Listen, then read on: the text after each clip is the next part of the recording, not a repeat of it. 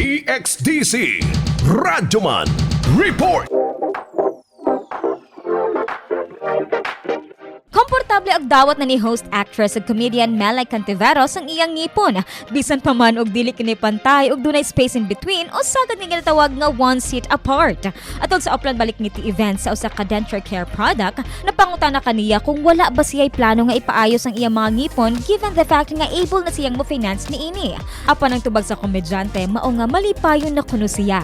Gani do na pa siya naibalaan nga choreography sa pagkaon ug nga andaman sa kuno siya nga magpapustiso kung dili nagyud matabang.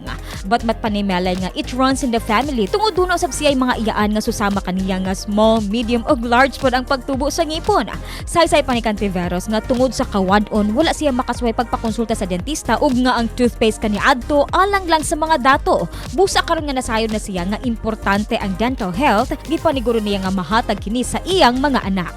Dugang pahinumdom ni Melai aron motaas ang atong kumpiyansa sa atong kaugalingon, kinahanglan nato ang self-awareness that will eventually lead us to self-love. Alang sa DXDC Entertainment News, RadyoMaN, Juna, Sombito, Tatak, RMN. RMN News, Diretso Balitang Metro Davao.